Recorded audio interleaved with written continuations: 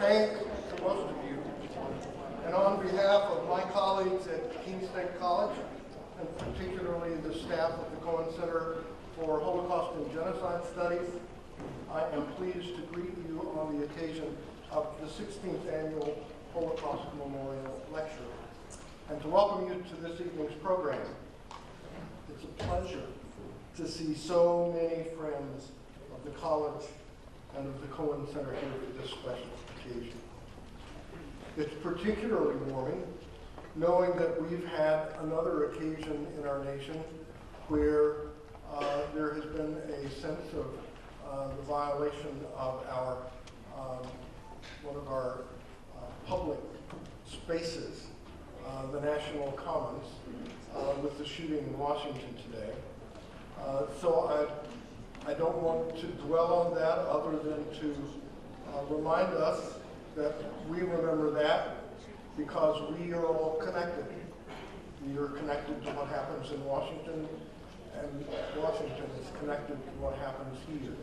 If you're getting this news for the first time, just know that there was an attempt to drive a car over the barricades at the White House. A person fled, fired some shots, was chased by Capitol Police, and was evidently killed in the process of the chase and apprehension. The news was simply coming out as I walked to town, and I think it's responsible for all of us to recognize that when we take time out for very special occasions, the world keeps on turning, and we stay connected through the process. So I just want to acknowledge that what we do here matters, what others do elsewhere matters, and that's why we do what we do.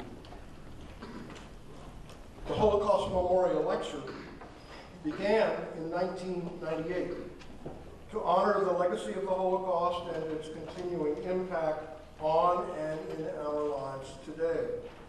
The roster of past lecturers is printed on the reverse side of your programs.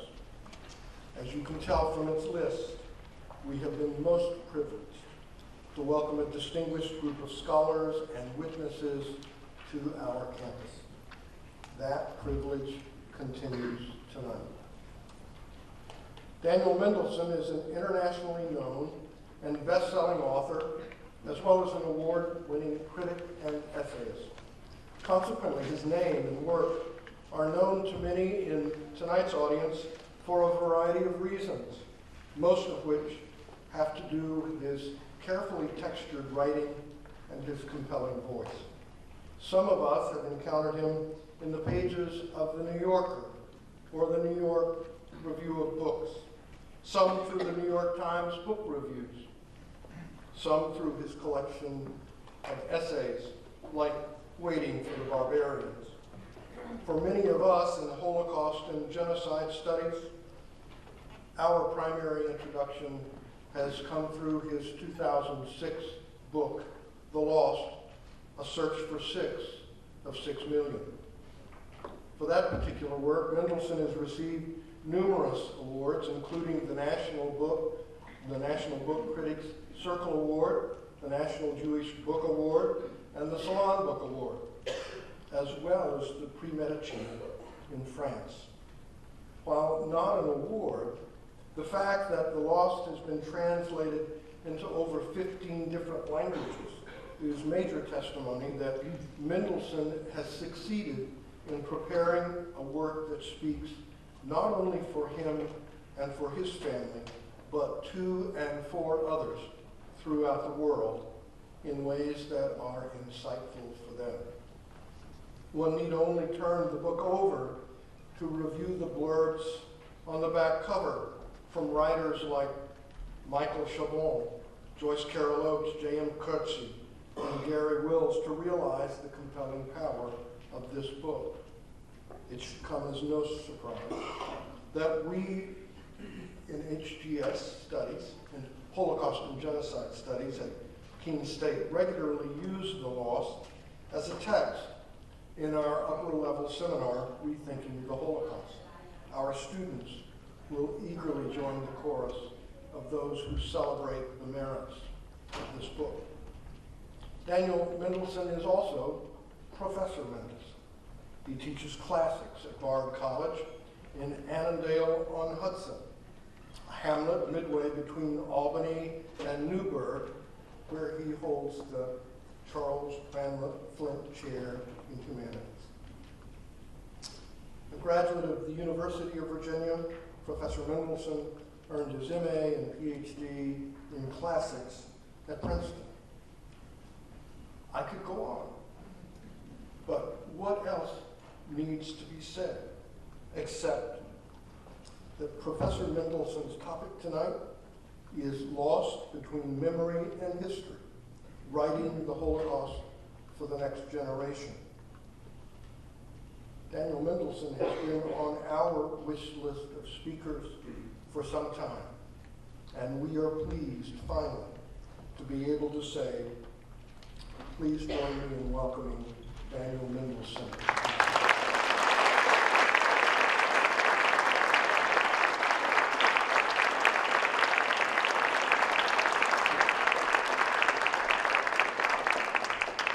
Thank you very much. Thank you, Hank. I want to thank Keen. I want to thank the Cohen Center. It's particularly meaningful for me to be speaking on this subject at an institution which is, as I understand it, the only undergraduate institution in this country that offers a major in genocide and Holocaust studies. I want to make two remarks preliminarily as to my compelling voice. I'm on the tail end of a terrible cold. So I just want to say I don't normally sound like Tallulah Bankhead, but please bear with me. And I also just have the terrible feeling that the 2 Alka-Seltzer plus cold tablets that I took in my hotel room were the nighttime cold tablets. So if I should suddenly fall on the floor, don't worry, you'll know what it is. I also just want to say that I was just lucky enough to be at a little reception before this event in which so many people were coming up to me with such interesting and compelling questions that I hope that we'll get to talk afterwards. I believe there has been some time allotted for a Q&A section, and I really hope that we get to have those Qs, and I'll do the As. And even some of you who cued me at the reception can re-cue me after the event, because they were very good cues. Lost between memory and history, writing the Holocaust for the next generation. A few years ago, right in the middle of researching the book that became The Lost, the book about my search to find out about the lives and deaths of 6 of my family members, ordinary Jews who perished during the German occupation of the small pre-Carpathian Polish town of Bolachov during World War II. A book that eventually took me to a dozen countries on 4 continents as I tracked down the few remaining people who had known them in the hopes of gleaning what scraps of information might still exist. A few years ago, right in the middle of that enormous search, I got what looked like a lucky break. At the time, I desperately needed one. I was, to be honest, barely qualified for the immense job that I had taken on. I was a cultural critic and a book reviewer, not an investigative journalist. And even worse, I knew very little at the time about Holocaust history, or indeed about Jewish history and Jewish life or Jewish thought. Anyone who has read my book knows that I scandalously played hooky for most of my bar mitzvah training and learned my entire Haftorah in Hebrew by rote off of an LP record which I ordered by mail from a yeshiva in Brooklyn. And indeed, I didn't have a clue about what any of it meant until 30 years or so later, when for a brief time I did informally and privately devote myself to some Jewish studying for the purposes of writing my book. I want to emphasize from the start that I wrote that book not as a scholar or even amateur enthusiast of Jewish history or life, but as a private person writing about private family matters. As a child, I was interested in tracing my family tree, an interest that had much to do with the relationship that I had with my grandfather, a European immigrant who liked in later life to reminisce quite colorfully about his old town. And at a certain point, it became clear to me that this family tree had been truncated, that certain limbs of that tree had not withered away, as is usually the case with family trees, but had been cut off violently. And so, a little over a decade ago, at the beginning of 2001, I decided to try to find out what had become of the missing limbs. Over the course of the next 6 years, I would end up circling the globe, tracking down the few survivors from Boleshov who had known my lost relatives, my Uncle Shmuel, Aunt Esther, and the 4 lovely daughters, Lorka, Fridka, Ruchula, and Bronya, tracking them down and talking to these survivors as I had once talked to my grandfather, listening to their stories of what had happened between July 1941, when the Germans arrived in Boleshov, and there were 6,000 Jews in the town, and August 1944, when the Soviets liberated the town and the 48 survivors emerged from the barns, bunkers, attics, cellars, and woods in which they had been hiding or hidden. But I repeat that I wanted to know what happened in Boleshov, not because I began with some large interest in the Holocaust or in history, but merely because my interests were, if anything, quite small. I wanted to know what had happened to my 6 people, of whom there were now so few traces left in the world. And so you can imagine how excited I was when, about halfway through my researches, as I desperately tried to get some kind of information about what had actually happened to my Uncle Shmuel and his family, I got my lucky break. Someone mentioned to me that the online database was now available through the website of Yad Vashem, the greatest of all Holocaust memorial museums. After a few years of costly travels and many unsuccessful archival searches at that point, I was thrilled to think that I could sit at my desk at home on the Upper West Side and find so much of what I needed by sitting in front of a computer screen. And so I logged on, and I went to Yad Vashem's central database of Shoah victims.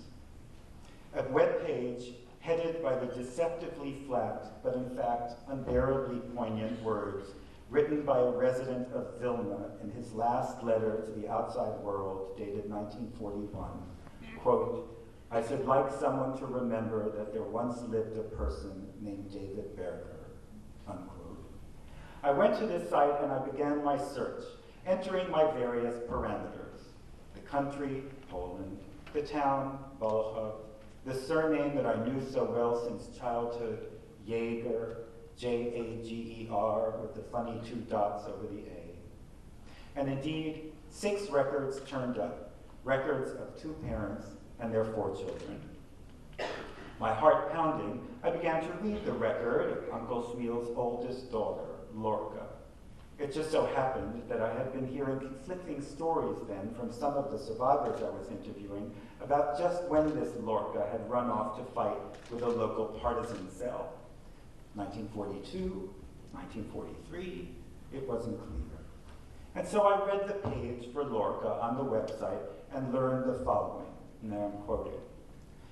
Lorka Jaeger, Jejer, was born in Bolchow, Poland in 1918 to Shmuel and Esther. She was single. Prior to World War II, she lived in Boleshov, Poland. During the war was in Bolchov, Poland. Lorka died in 1941 in Bolchow, Poland. This information is based on a page of testimony submitted on the 22nd of May, 1957 by her cousin, a Shoah survivor. End of quote. If someone other than myself, a real historian, say, not merely a distant relative with an itch to scratch, which is all I was, had been writing a book about the Holocaust in eastern Poland at that moment, a book, let's say, about the fate of some other Jewish family of Boleshov, a family in whose story my own relatives would have been peripheral characters, the objects of interest, but not most likely of an obsession. If someone other than I were doing that research, he or she would likely have been thrilled to come across this juicy documentary archival evidence, and would no doubt have dutifully transcribed this information in his or her notes, which would then have become part of his or her book, part of the story of what happened. And then who knows? There might, even as we talk this evening, be someone who's just now using that book as a reference for his or her own book about the Holocaust, a book with a wider or different angle, say, the Jews of Galicia, or family life in Jewish homes before the war, or whatever. And that book would dutifully reproduce the facts about Lorca and her family that this lucky researcher had come across in the central database of Shoah victims' names in the Yad Vashem website, so that at least that too would not be obliterated from history, from the record of what had happened. The problem is that it was I who was writing the book, I, the obsessive relative who had more urgent motivations for knowing things. And I can tell you that barely a single element of the entry in the Yad Vashem database was accurate. However little I knew by the point I saw that page on the website, I did know some things. Because I'm related to Lorca Jaeger, I happen to own her birth certificate. And so I know that she was not born in 1918, but on May 21st, 1920. I know further, because I was obsessed enough to go seek out the 12 remaining human beings on the face of the earth who actually knew Lorca Jaeger, that she did not die in 1941, but was, according to a number of eyewitnesses, alive at least as late as the winter of 1942. And that in any case, she did not die in Bolachov, Bolchow, Bolechov, or Bolchov, but was killed in the heavily wooded Dolina forest outside of that town, fighting with a certain partisan group. And I might add that virtually all of the information provided at that point to the vast web-surfing public by the central database at Yad Vashem about Lorca's parents, Shmuel Jaeger and Esther Jaeger, and for the 3 daughters whom the database attributes to them, there were in fact 4, Lorca Jaeger, Frida Jaeger, and Racher Jaeger, all spelled wrong, is demonstrably wrong, from the spelling of their names to the spelling of their parents' names, to the identity of their parents, to the years in which they were born and died. Wrong.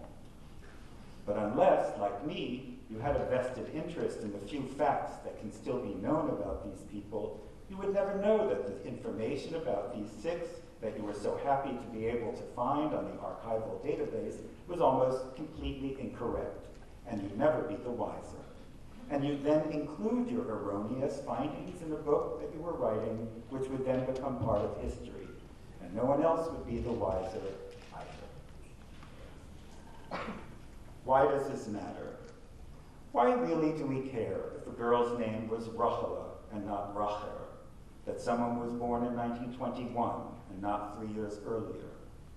I want to suggest that it matters, or rather, it matters to me and possibly to you, precisely because we are in what I call a hinge moment, a moment in which we're still close enough to what happened, to the facts, the events, to the truth, to care about the accuracy of such small things. And precisely because of that closeness, we today happen to be in a position to know the difference between the truth and inaccuracies that otherwise might in time have come to pass for the truth. Would the history of the Holocaust be any different in any significant way if 200 years from now, say, people thought that a girl named Racher Jaeger had perished in the town of Bolchow, rather than a girl named Rachela Jaeger in the town called Bolachov? Would it be different if 200 years from now, or indeed 2,000 years from now, if someone were to read that a girl who was killed was 21 years old rather than 18 years old? At first glance, I think it's fair to say the answer would seem to be no. And yet, as we know, the whole history of an event is composed of smaller events, smaller details. And so that entry in the Yad Vashem online database, accurate in the larger contours, of course, but as we know, inaccurate in a number of small details, suggests to me some larger questions concerning the relationship of lived memory to recorded history. To the question of how the passage of time affects that relationship, I'll return at the end of these remarks. But first, I'd like to explore with you not the fact of such inaccuracies, so many of which are perhaps harmless, but the manner in which they come to be. And here I want to speak to you not as a historian,